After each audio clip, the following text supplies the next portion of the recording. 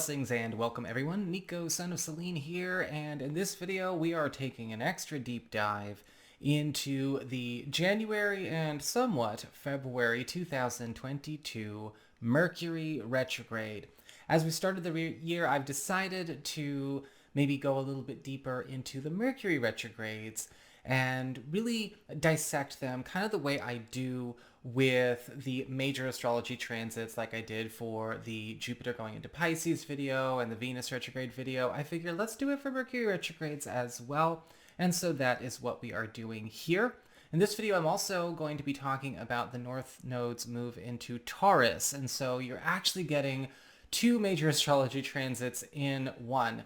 Now, of course, Mercury is only going to be retrograde for 3 weeks, but the North Node is going to be in Taurus for roughly 1.5 years. So keep that in mind as we go forward. Now, as this is a deep dive discussion, I do want to remind everyone that if you are curious as to where these things are going to apply in your chart, open the down bar below. I've got key themes as well as placements for each sign, the areas of life that are getting majorly affected and where you can anticipate all kinds of different shifts showing up. And so, open the down bar below and you might see, okay, yeah, say you're a Scorpio rising, right? We've got the Mercury retrograde in Aquarius impacting, of course, the 4th house of home and family, home economics, and all of that.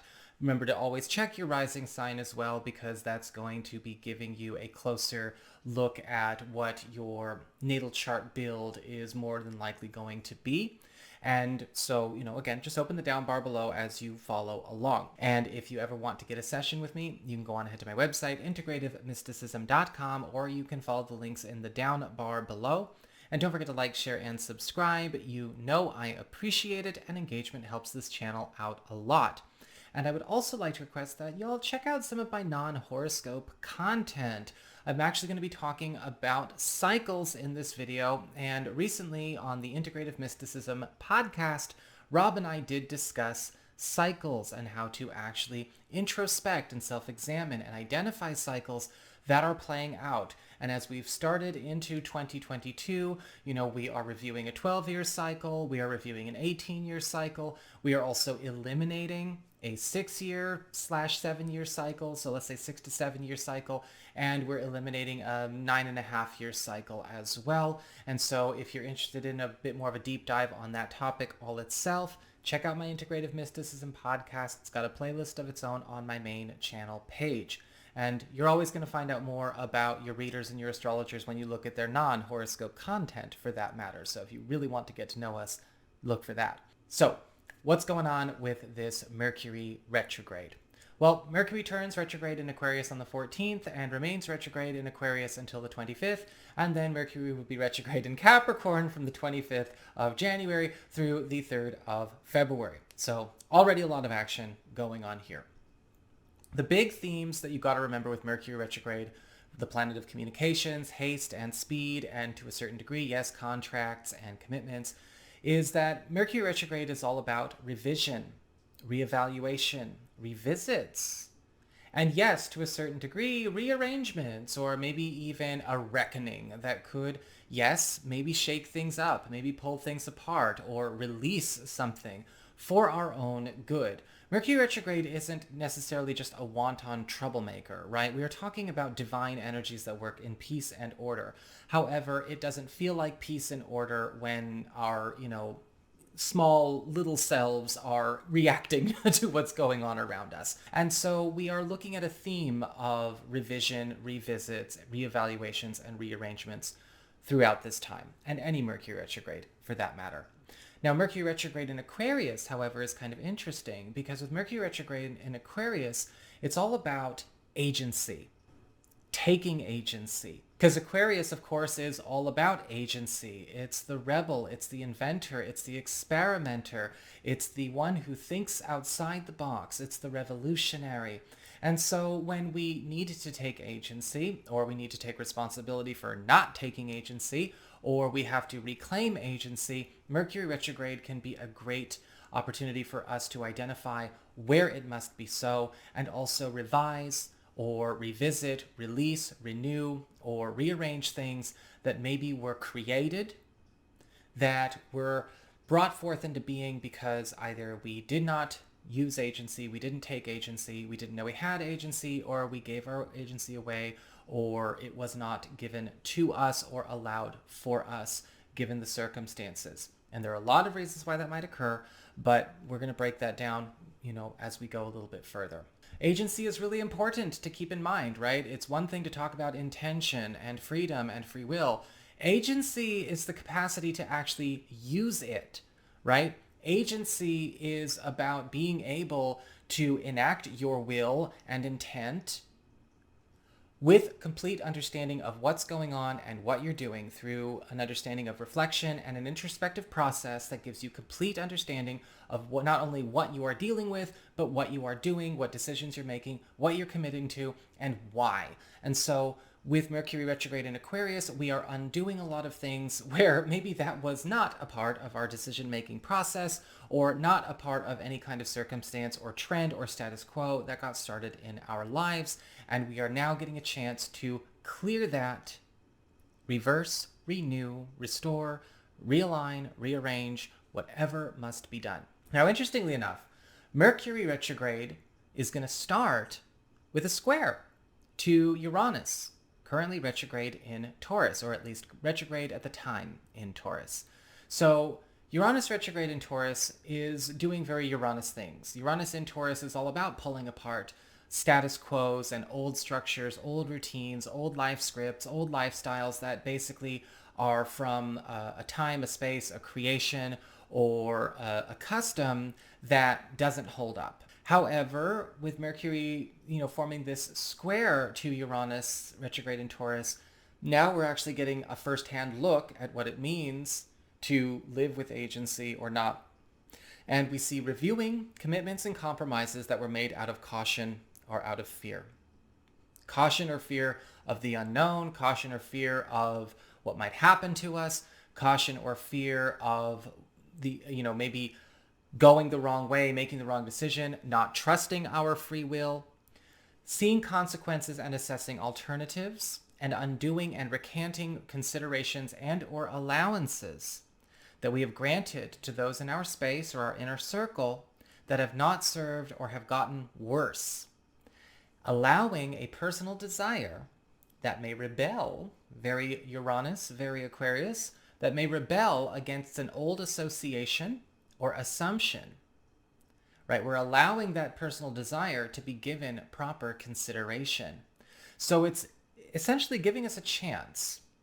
And I think it will get precipitated absolutely around the 14th, maybe a little bit beforehand. I think that this is going to be where a lot of things get their start. Not necessarily that they're finished, but they get their start. That's usually how astrology works. It shows us what's starting, not beginning all the way to the end, but gets its start, where we allow a personal desire to come back and rebel against a decision that we had made without agency. Whether we chose not to take agency, right? We didn't trust our free will, so we left it up to the external, we left it up to somebody else, put somebody else in charge, made them the authority figure. Or we had decided to maybe make that decision just because out of fear or self-preservation or out of caution, possibly even for perfectly reasonable reasons, we didn't actually use our agency in that consideration either. Now we are getting this opportunity. We are getting a chance to undo and unmake a commitment or a compromise that was made in the past that maybe kept us from using our agency, or that was not made with agency, that actually precipitated a trap. On the 18th, we've got a sextile from Mercury retrograde to Chiron in Aries. So we got Chiron, right? The wound, the void, the reverberation of a wound or a pain or a complex from the past that we are working to either sate or soothe or balm or salve or work around. Well, Mercury retrograde sextile to Chiron says, how about a cure instead? Do we want to be in a state of always healing, never healed, or do we want to be done with it? Well, I prefer the latter in both instances. And so with this Mercury retrograde sextile to Chiron and Aries, we are getting a chance for just that. Restoring and renewing opportunities and resources that would allow for a major breakthrough with a personal goal or ambition that's been sitting on the shelf for far too long.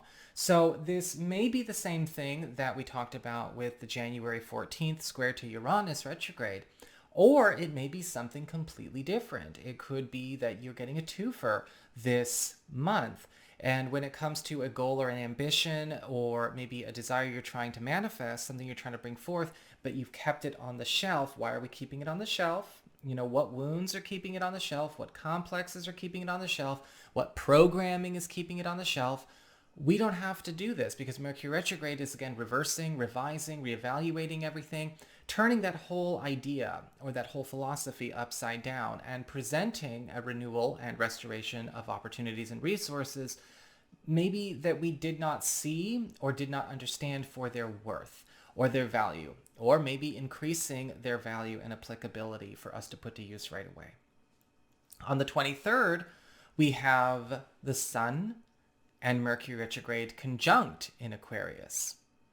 And so we have attention, enhancement, and support, right? As we always say about the Sun.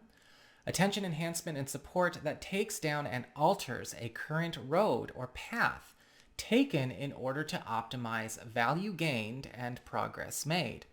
This may also create a bit of an identity or selfhood crisis, however, in the beginning at least, because there will be much parsing out of the true self or true desires and priorities versus imperatives or priorities that may have been conditioned, right? Is this really your goal? Is this a pure intention? Is this a pure desire? Do you really want this?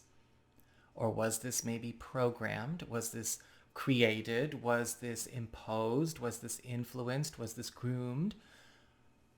Do you really want this? Is this the true you? Or is it that? Or maybe it's not that it was something imposed, but it might have been something that one has taken on that's still not true, not authentic. Maybe it's an echo. Maybe it's mirroring. Maybe it's just affirmation. It's not necessarily something that comes from one's own true sparks, one's true sense of self, right? It would be like if somebody saw a coach and then, the coach is there to help them bring out their true self, their true desire, help them to come into their own. And then at the end of the session, that person just wants to be a coach. It's not, the point is getting missed somewhere. And so we're getting a chance to see where we may have done that in certain spaces, or we may have done that in all kinds of different corners of our lives, so that we can actually get something back on track where it may have lost its way. And we're also seeing that situations that maybe got thrown off course or thrown out of their way because of too much maybe involvement in the state of mind of others, or maybe too many other people's involvements in our state of mind, could have also contaminated an intention, a goal, or a desire. And so we're seeing a nice rearrange, redirect, lane shift coming from this that's actually going right to work for us, really, really bringing things back to, again, a state of purity, but also that attention, enhancement, and support, whatever kind of support's needed there, social, resource, it doesn't matter, you got it. After the 25th, we've got Mercury retrograding into Capricorn, so sliding back into Capricorn for the remainder of the retrograde period, which again goes until the 3rd of February. And this is all about optimizing our accommodations, right? Revising, revisiting, renewing, rearranging accommodations around us in all ways. Figuratively, literally in some cases, giving us not only the best tools, but the best policies, the best standards, the best setups, the best rules, if you need rules, or structures, if you need structures, whatever is going on there. Because Mercury retrograde is, of course, throwing out all the rules and then deciding to maybe either bring in new rules or bring in new laws of the land, or, kind of do a bit of a, very strong sift process to see, okay, you can come back in, you stay out. You can come back in, you stay out. We're going to make some new stuff. We're going to save some old stuff, but we're not going to have it the way it was. That's a big, big theme of the end of January, beginning of February. Now, with Mercury retrograde immediately forming a trine to the North Node, recently moved into Taurus, we have another powerful cycle invocation and another powerful opportunity to get into a proper alignment with something that deeply speaks to us, as well as gets us back on track with the desire or core motivation we have not been able to meet or satisfy. Now, the North Node actually will have moved into Taurus as of the 18th of January. And the North Node will be there for roughly 1.5 years. The North Node makes a revolution around the entire zodiac in about 18.6 years. And so we're also seeing an activation of a cycle. So we're looking at, again, 2004, 2003, and also a focus on what was going on 9 to 9.5 years ago. So 2013, 2012. And with this, we are actually getting a chance to reconnect with things that really do belong from 2003, 2004. And we're undoing things that maybe do not belong, that had their start in 2012, 2013. And so we've got big cycles going on, but we've also got this playing out in our everyday.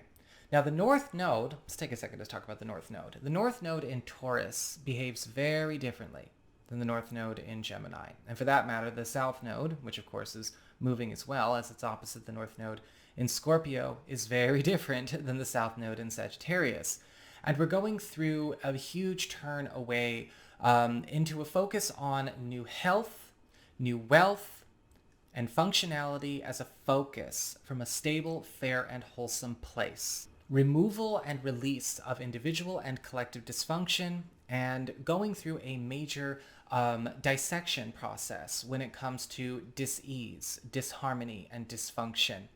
Looking under the hood is actually crucial, and this usually happens once the North Node goes back into Taurus, because when we have the North Node in Gemini and the South Node in Sagittarius, there tends to be more of a focus on information for its own sake, right? Trivia for its own sake, knowledge for its own sake. It's kind of a deluge. And sometimes what can also happen is that there's more of a focus on presentation. There's more of a focus on the presenter of the information. Now there's this, no, we're not doing that anymore. We're looking under the hood. We are looking under the hood at everybody and everything to see, okay, what is it that needs to be fixed? If there's something that needs to be fixed or cleared or cured, is this authentic? Is this real? Or is this a poser? Is this true? Or is it fake? Or is it false? What's going on here? So we're seeing a lot of this, and everyone's going through this individually and collectively. And this is going to be, of course, something that precipitates that new health, new wealth, and functionality, because when we find out what's flawed, what's broken, what's unbalanced, what's fake, what is simply, again, an emotional resonance or a relatability issue, right? A focus on things like the brand or the presenter or the association over the product, then, now we're kind of getting into iffy territory. Big clearing of that. Mercury retrograde is also going to help us fix where we may have been duped by something, duped by a presentation, duped by an association or a resonance, right? And again, looking under the hood to fix things that we may have actually taken on or had imposed upon us that were not what they presented themselves to be. Also a very South Node in Scorpio, the very scrutinizing Scorpio. It's a very scrutinizing time, but I think it's a good thing. Scrutiny doesn't necessarily have to imply judgment. You can scrutinize and be neutral, and I think that that's going to be a big part of this next year and a half. But on the 27th, with Mercury retrograde trine to the North Node in Taurus and sextile to the South Node in Scorpio, we're really going to get a good taste of that. Finally, we've got Mercury retrograde conjunct Pluto in Capricorn, which is actually going to be occurring on the 29th. And so Pluto, of course, the planet of power, transition, yes, turning a page, death to a certain degree, mostly in a figurative sense, as well as intensity. We see a purge and release and separation from an oppressive or restrictive norm, and an immediate overwrite and reform of the lifestyle, future direction, and organizational priority that brought it about in order to switch it out for more assured harmony and quality of life. Again, going and looking under the hood. We are discovering something that maybe actually has been working against us, that we had either taken on, we had agreed to, we held up, we tried to make work, or something that snuck in. And we are turning that around. It's a very corrective period. It's a very corrective Mercury retrograde, but it is something that can work for you if you work with it. And that's the most important thing that we can remember when it comes to astrology, right? At the end of the day, astrology is the weather, tarot is the traffic, and it's what we do when we take agency and apply that intention, freedom, and free will, right? We don't just keep those on the shelf, that we actually see astrology work for us the way it's meant to work for us. So that is what I've got for you all. I hope you enjoyed this video. If you did, don't forget to like, share, and subscribe. You know I appreciate it. And of course, engagement helps this channel out a lot. If you ever want to get a session with me, go on to my website, integrativemysticism.com. And again, got lots of content on this channel. And don't forget to check out the podcast. I really like to know what you think because we go deep on those conversations as well. Y'all take care, and I will see you again soon.